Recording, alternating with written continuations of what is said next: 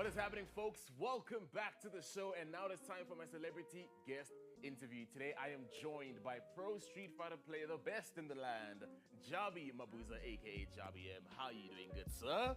I'm pretty good, and how are you? I am fantastic. I don't think people understand how excited I am because you were basically the person that kicked off this show last season, and now you're back again. I mean, it would have been a bit poetic to do it again in the first episode, but obviously I couldn't do that. But I'm really excited, man. But a lot has happened since then, you know, a lot of, new changes, developments, but also some winning has been happening. So last year, you won the World Warrior 2024 South African Championship, and you secured your spot in the Capcom Cup finals, which is happening next month in Tokyo. Please run me through this moment and what it means to you. Well, it's actually a lot because when I started the season, obviously started with the Red Bull qualifiers for Red Bull Kumite. Yeah. And during that time, I was having a character crisis. And I was just picking whatever to get the job done. And I was getting the job done. Yeah. But there came a moment where it's just like things were not working. And the thing is, if you don't specialize with the character, there's certain things that you just go over your head. So it was like a journey of finally finding what works for you. And during the time, the season kicks off for the Capcom Pro Tour. Because the World Warrior, how it works is you play 5 tournaments throughout the year. Yeah. Top 8 goes into the regional finals, And quick question on that. How accessible are these types of tournaments, especially when you look at it locally?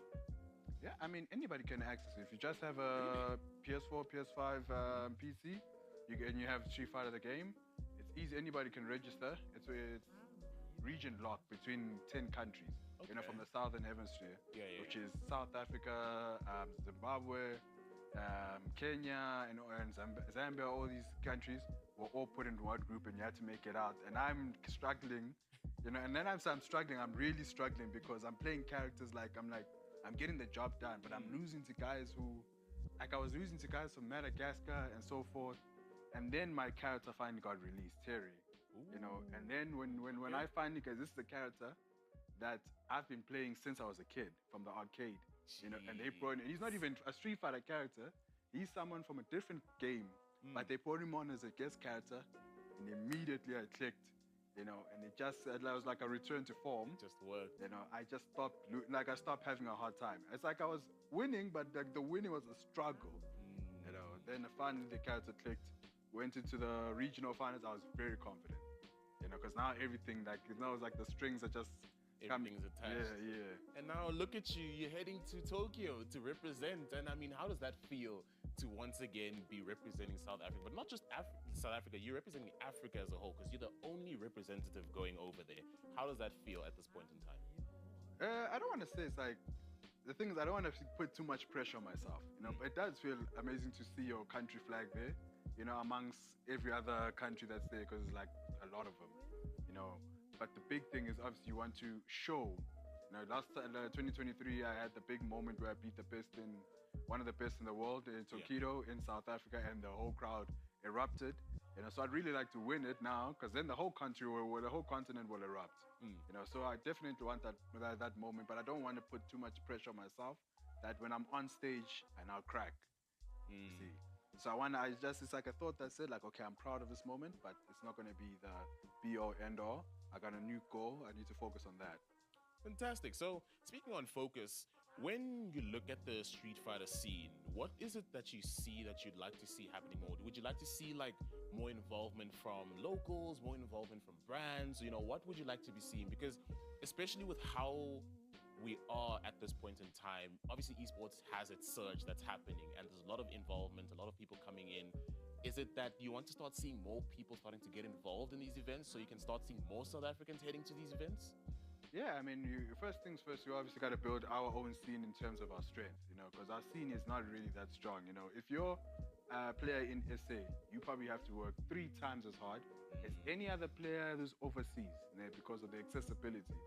So what we could have done as a community is probably get together a lot more often, and that's how we would probably build our skill level. But we're so secluded now that everybody's trying to high tech, and save it for the tournament and stuff. So when the new guys, even when they come on, they get wrecked and they don't know what they're doing wrong. And it's very hard because it's like only a few guys are like, will go grab the new guy aside and be like, hey, you're doing this wrong. The other guys just want to keep it to themselves, you know. So we probably need to just come together in our hopes of building our community into what they call high-level play. Yeah. You know, when you start doing that, the minute one travels, you automatically know he's gonna do well. You can look at the bracket and say, okay, this guy plays this character. The guy in PE plays this character, so he should be okay.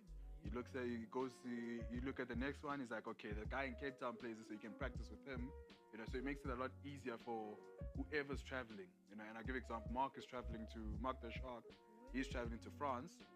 His first opponent is a character I play, so I don't expect him to lose because we play a lot. Yeah. Same thing if I get drawn with somebody that Mark plays, it's a lot easier for me to go up against the best now because I've already got someone who I play a lot and we elevating each other.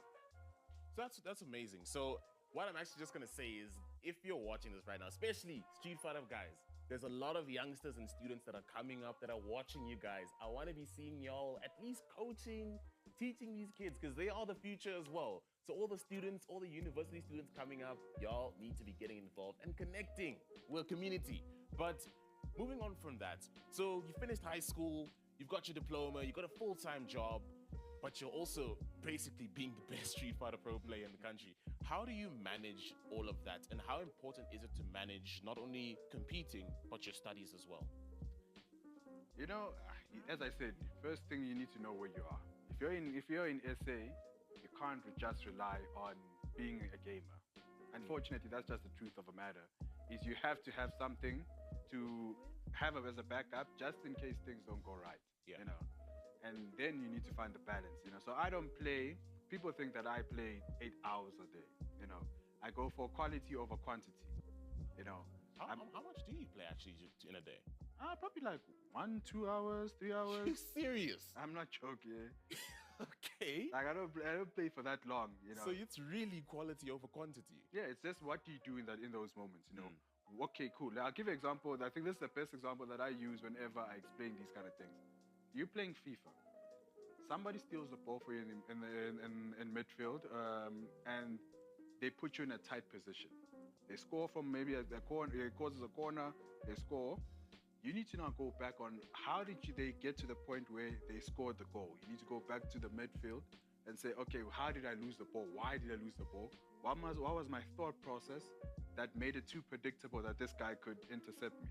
You know, you need to go back to those things. You know, if you play 8 hours doing the same thing, you're not going to learn much. You know. Yeah. So if you start looking at, okay, what was my thought process? What am I doing wrong? How can I change this? You know, sometimes if I get stuck, I then go and watch other people's matches. You know, when people will play my character, I check what does he do against this character. Maybe there's something that I'm not realizing that maybe I can learn from him, because just because I'm the best in SA don't mean that there's nothing I can't learn. You know, you gotta always have room for improvement. So I go and watch other games. Sometimes I even watch other characters. Like, okay, how can this character deal with this one? What makes this character good in this situation?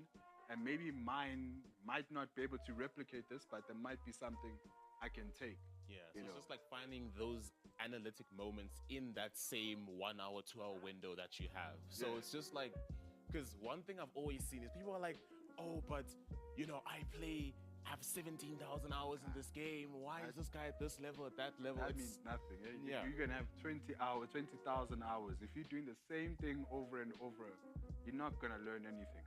There comes a guy with only 10 hours and he's able to pinpoint where you went wrong. You know, because, and when I started back in 2018, you know, I was just checking everybody's games because I knew that I sucked. You know, I knew that I sucked, but I was checking everybody's gameplay, especially the top 5 in SA. And then I compared it to the US and I was like, okay, what are they doing? And then I compared it to UK. I'm like, how are they playing? Japan, how are they playing? I'm like, okay, SA lags here. This is the gap I need to fill. You know. Okay. So that's how I went about it, and that's why you can come to me and say you have more hours than me in Street Fighter. It won't mean anything, because at the end of the day, I've now got more experience in high pressure situations because I willingly put myself in those things to be able to figure out, okay, how do I need to go about this? Yeah. You know. Fantastic. So just to wrap things up, I want to find out, what's a piece of advice you'd like to share with students right now that are maybe looking onto you, maybe want to get into Street Fighter or maybe want to become pro esports players? I mean, something I already picked up as you said, you know, needing to make sure that you have something outside of gaming, but is there anything else that you maybe have in mind? Well, they'd have to play in tournaments, you know, they shouldn't be afraid of losing. The problem is the newer generation is everybody thinks they're gonna get in, immediately become a sensation. Yeah, and it doesn't work like that, you know. Yeah. Especially there's one genre that it absolutely doesn't work like that. That is gaming. Yeah. You know, nobody wakes up and then automatically is a sensation. You know, you're going to lose. You know, and you're going to lose a lot of times. You just need to figure out why you're losing, and you just need to get back on the horse. You know, if you have that stubbornness to say, okay, I'm gonna keep coming back at this guy, you know, because that's what I was doing. You know, I was losing and I got so frustrated. I don't know how many times I almost broke my controller, you know, because I was so frustrated. Like, why am I losing? And then all of a sudden it clicks. Oh, you're losing because of this. Okay, I'm coming back to this guy. Okay, sure. You know, that's how I went about it. And so it's more of a never give up attitude. You know. So would you say it's also like maybe setting benchmarks for yourself as well? So you say like, even though I'm losing, I want to maybe get to this height or achieve this. Yeah. You know, you need to. You have to have goals for yourself. You know. When I started, that's why I was looking at the top 5, because my goal was, okay, by the end of the year, I need to beat these guys, not give them a hard time. I need to beat these guys. You know, I managed to reach that goal. Then I was like, okay, now I need to set my heights higher. Now, you know, I need to look at the best now in the world, and I need to figure out how to beat them. First time I met them, I got destroyed. You know, it was so heartbreaking because you now told yourself that I know I can take them on. I'm the best in SA. And then I got destroyed. But again, you know, it's like, okay, I got destroyed, but I'm still coming back for you guys. Yeah. And I don't know how, because you're over the sea, but I'll figure out a way. You know, and that's the attitude that people need to have, is just that never give up attitude. Even if there's like no opportunities, but you still need to, like, you know, practice for just in case the opportunity comes out. Because that's how I managed to seize the Red Bull one. Because I was practicing and still uplifting myself, and then Red Bull announced an opportunity to fly to Japan. A lot of people already said that we know who's gonna win this one. But of course, because already at that time I still was putting in the work in. Other guys were quitting, now coming back in because Red Bull announced. For them it was too late, because they're like, there's already a guy who's been pushing regardless of whether there was an opportunity or not. But that's fantastic. Jabhi, it's been an absolute pleasure. Thank you so much for joining me. Ladies and gentlemen, that is going to be it for today's episode. As you heard it here from the man himself, keep on pushing, don't give up, have that never say never mentality. And by the end of it all, you might be able to see yourself at the top of your title. But before I let you go, Jabhi, please can you plug yourself to the camera, let people know where they can find you, how they can find you, how they can communicate, all of that. So I'm a pretty simple person. It's JabhiM on Twitter and on Instagram. That's JabhiMabuza. And yeah, I mean, if you have a question for me, you can pop me in the DMs. I sometimes take a while to respond because I'm not that person, but I mean, I do respond. If you have a question, pop me a DM. He's better than me, guys. He actually responds. Yeah. But Jabhi, again, thank you so much for joining me. It's been an absolute pleasure once again. No, thanks for having me. Fantastic. But once again, ladies and gentlemen, thank you so much for joining us on Gameplay. Hope to be seeing you next week, where I have a very special celebrity guest that I hope you'll be ready for. But that has been it for Gameplay. Ivan Scorer, and again, thank you for joining us.